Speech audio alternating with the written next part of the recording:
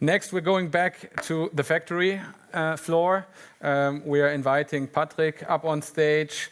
Patrick is going to take us to the world of plastic parts. So when I hear plastic parts, I think of Lego and all the hours, maybe months and years that I played with those plastic parts. Patrick and his advanced machine learning algorithms want to make sure that the injection molding production is running more smoothly, safer. You'll tell us all about it. Patrick is also with Kistler, senior scientist there. Has a background from Karlsruhe Institute of Technology, where I also did my bachelor, so fantastic school. Yeah, we're very much looking forward to your presentation on plastic molding. Thank you. Yeah. Thank you very much. Hello and welcome to my talk about cavity pressure-based machine learning service for injection molding processes. Injection molding is a mass manufacturing process which is responsible for many products of our everyday life. And at Kistler, we are working towards improving this process with the help of a machine learning-based approach. Improving means improving the prediction and quality during the production and also increasing the user experience. On the upcoming slides, I'd like to present you the results of our proof of concept.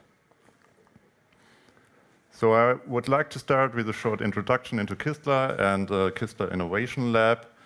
Next, I will give you some details about our experimental setup and the data exploration.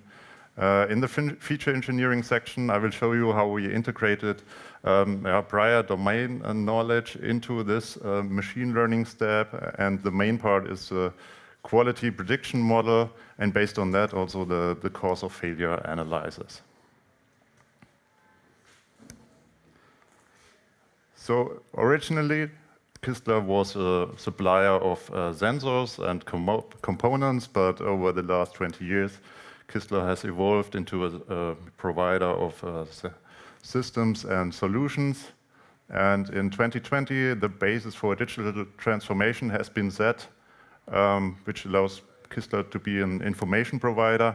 And to support this transition, the Kistler Innovation Lab has been created. The vision of the Innovation Lab is turning data into value. And to achieve this, we combine sensor technology, domain knowledge, and data science. And since Kistler provides software as well as hardware, it is possible to deliver solutions which are consistent over the entire measurement chain. One special thing about Kistler is they are experts in many different application fields. And it is possible to bring these experts from technology background, domain knowledge, and business all together. And although the backgrounds of the people in the corners of this triangle are quite different from each other, and also the language they speak, having a shared strategy and goals helped in establishing a common understanding. I'd like to switch now to the actual object of our analysis, which is the injection molding process. Injection molding is the most common method for mass manufacturing plastic products. Examples are plastic chairs, cases for consumer electronics such as your laptop cases, and also, as already mentioned, toys such as Lego bricks. The general principle of injection molding is pretty simple. Melt plastic, inject it into the mold or cavity, let it cool, and then pops out a plastic product.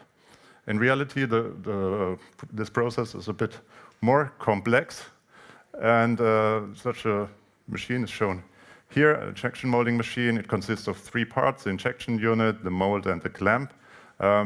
Plastic pellets are fed into the injection unit. A screw transports the plastic pellets towards the end of this barrel, and there are heater bands wrapped around the barrel which warm up the plastic, and until the plastic it gets to the end of the barrel, it is entirely molten, and in a matter of seconds, the screw injects the molten plastic into the mold, where it solidifies in under a minute, and then a plastic product is ejected.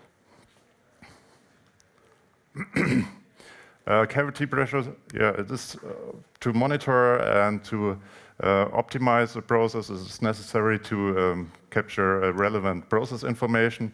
And one very important measure is the cavity pressure signal.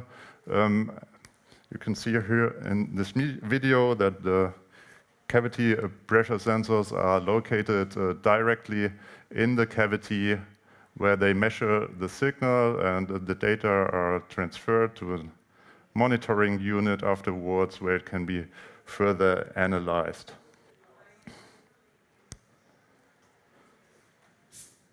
Okay.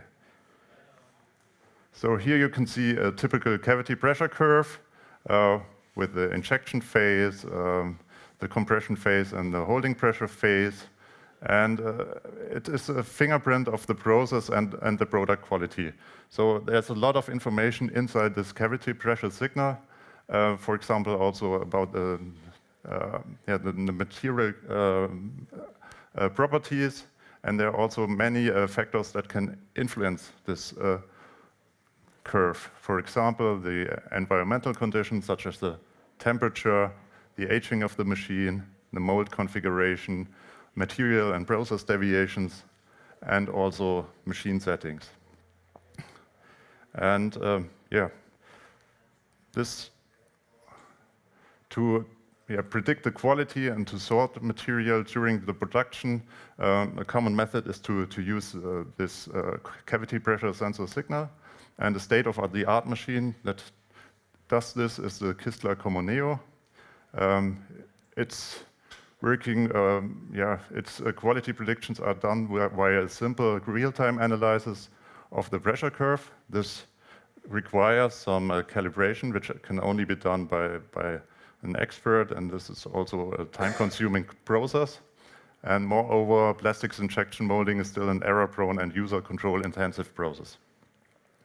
So to address these issues, at Kistler, there was a new project set up, and the goals of the project were development of a machine learning-based prototype for cavity pressure-based anomaly detection, then increase the user experience by an increased process automation.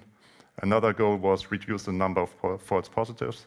This is a really essential number for many fields. For example, in the production of medical equipment, it is really important, not to have a bad part in the good quality bucket here.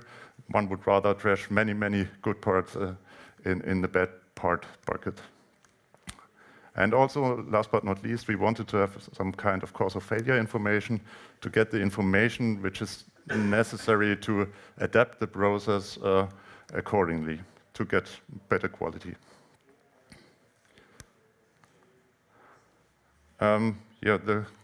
In the conducted experiment, we aimed at having a comprehensive label typical injection molding data set with the various anomalies.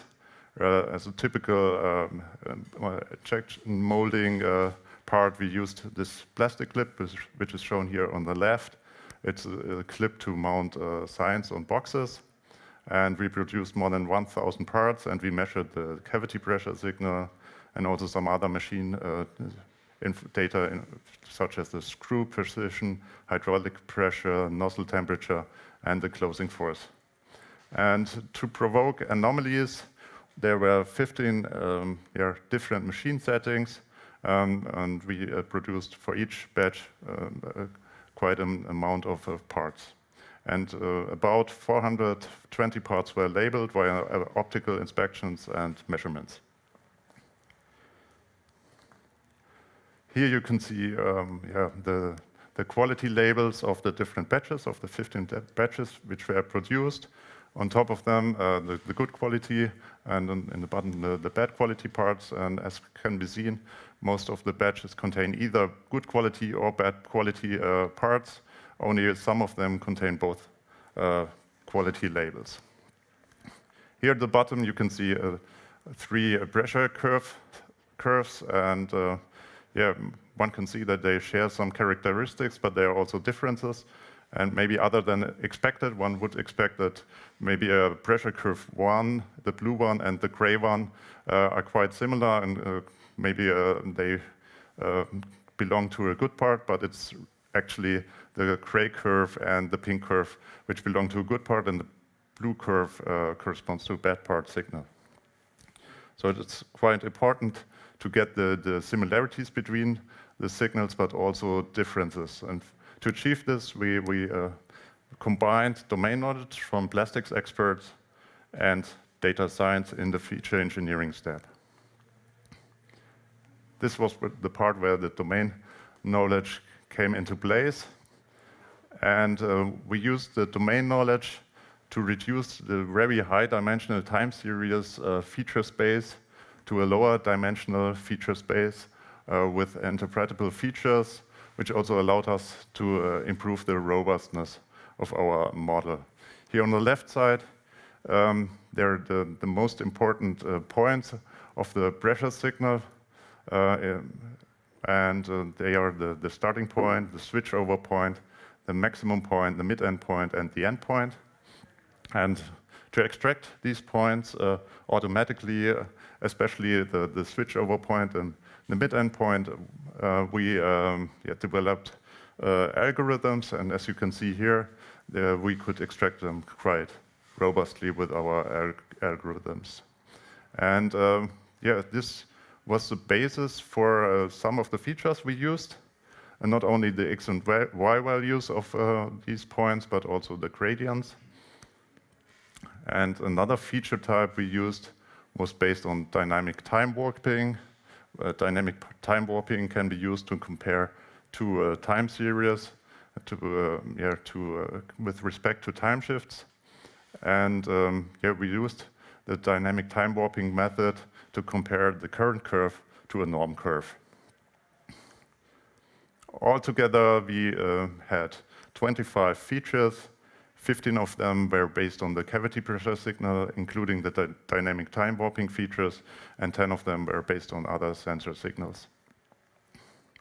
Here on the right side, you can see a two-dimensional representation of the feature space, which was done with the T-SNE method. And it was obvious that the machine settings, which are represented by the 15 batch numbers, had an influence on the pressure curve, and this influence could also be captured with the manually engineered features.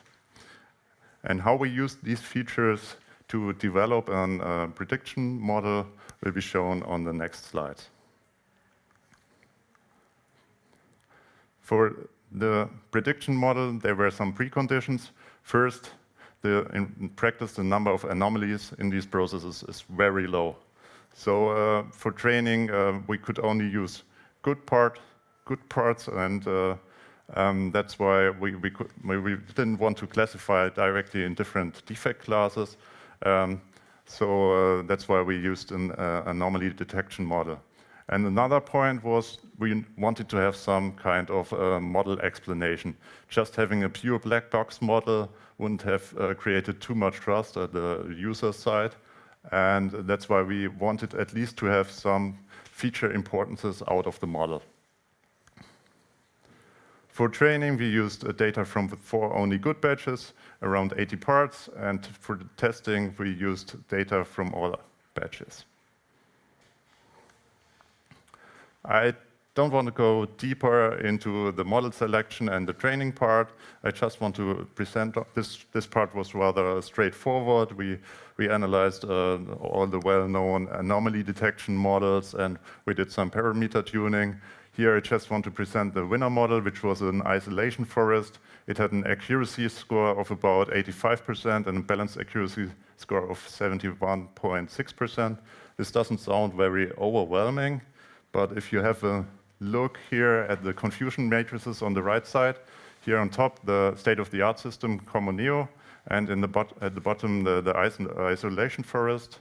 And you can see that we could considerably reduce the number of false positives from 62 to just one single false positive. And as already mentioned, this is a very important number for many processes. But we could also observe that the model had some difficulties in discriminating good and bad parts, especially in those batches where there were also good as well as bad parts. And we think that in the training, we didn't cover all the variants of good parts which would have been necessary. And we therefore think that more training data will definitely further improve the model performance. So as already mentioned, the model explanation was a really important part for us. And one really great tool, which is really good suited for this purpose, is the SHAP method. The SHAP method returns a feature importance rating for each data point or sample individually. So if you have now a sample, you can, and you know that there's an anomaly, you can find out which features contributed how much to the outcome of the model. So you get feature importance for each sample separately, which is really great. And here on the right side, you can see the mean absolute values of all the SHAP values over the entire data set. And we compared this SHAP-based results with the expert know-how, and we found here many similarities. For example, that the maximum pressure was rated the most important feature in both times, and also gradient between starting and switch point was rated very high both times. So we now have a connection between the anomalies and the features. But still, the features are kind of abstract, and a normal operator doesn't know what to do with this information now, and how he could adapt the process to improve the quality. So we went one step further, and we tried to find a connection between the features and the machine settings. And we analyzed several options here, and one option was to use the correlation coefficients between all machine settings and all the features. And the result can be seen here on the right side, which is a table of all the correlation coefficients. So now we have the relationship between the features and the machine settings, and we have a connection between the features and the anomalies. And then we brought both parts together. Here you can see the overall working principle. We have the data, we calculate features, then we use our isolation first model for anomaly detection. We get the SHAP values for each sample separately, and we can use the correlation table and combine them both to get information which machine setting was mostly contributing to the outcome of the model. So we could define or find out which machine setting caused an anomaly. Here you can see it in detail. This is called our cause of failure qualifier, and it predicts the most important machine setting for each plastic part. And for many batches, these predictions were very accurate. But we also think that we could improve it by fine-tuning the correlation table, and using correlations would just be one option.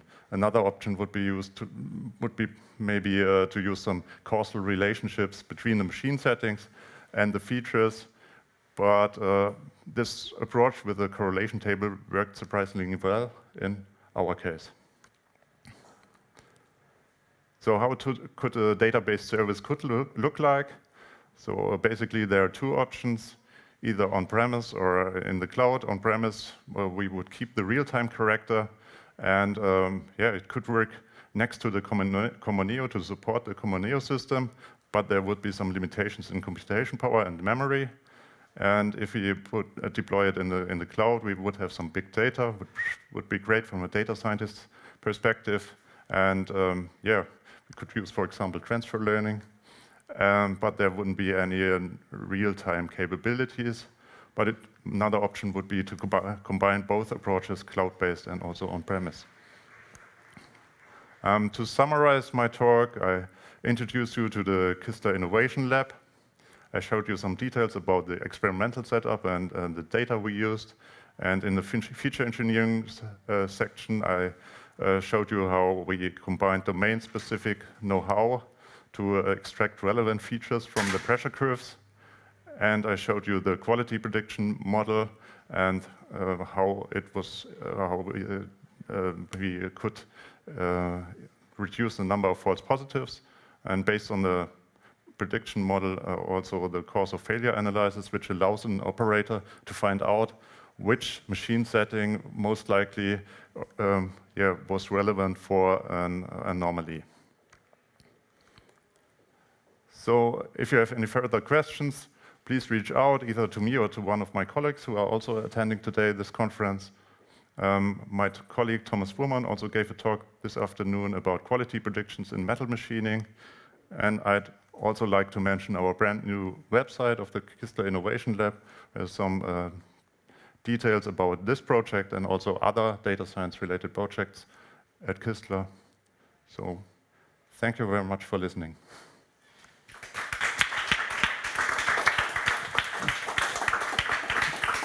Thank you, Patrick. I will never look at Lego the same way as before. Are there any questions from the audience already? Okay.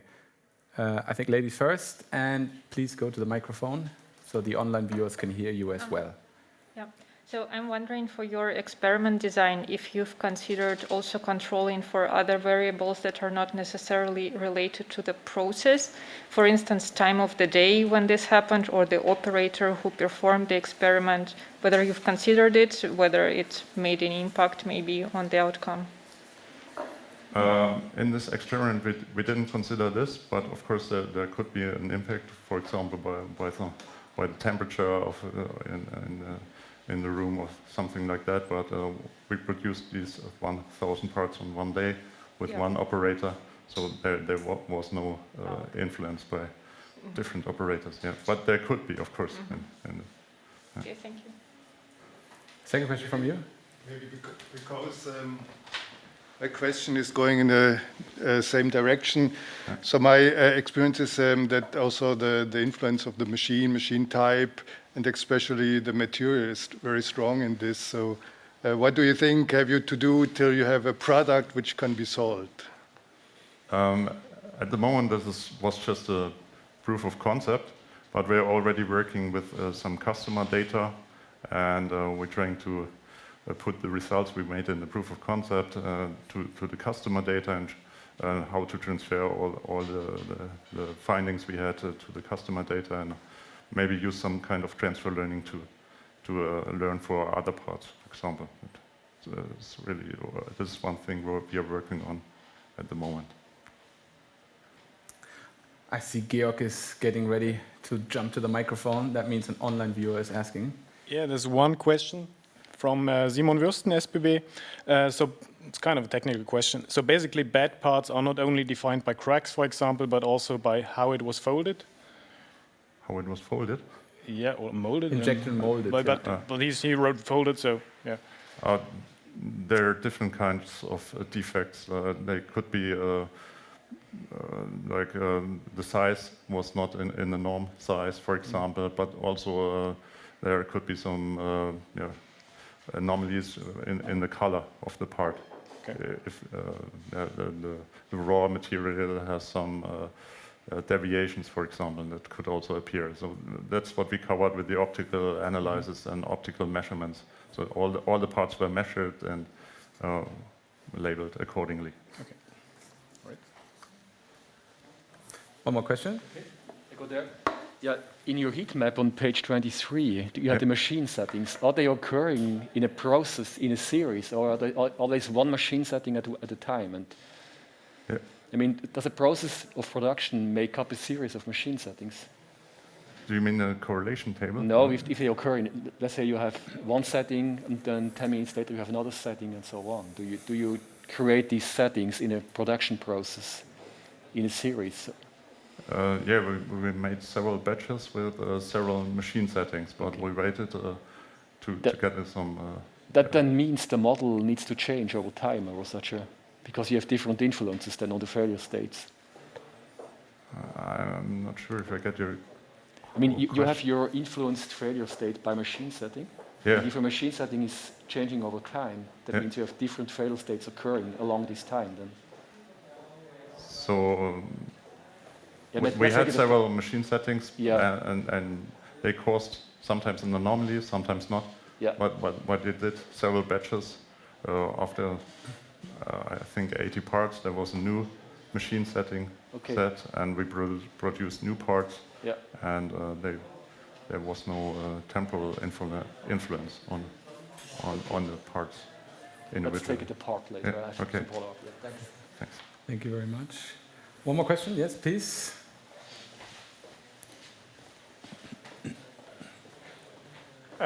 How can you generalize your results? Like, is this also covered in literature? Like, the injection molding is a really well documented and researched area. Is this the same than in literature? And are you changing then your UI in the next step so that the injection molder is getting some help? I think it's now just done with one data set to get the proof of concept, and we are now working towards generalize the results towards other data sets as well. But this according to findings in literature, of course, yeah. Okay, thank you. Patrick, thank you very much for your talk. Also, you will get a souvenir for this year's conference. Thank you. Thank you very much. One final hand off for Patrick.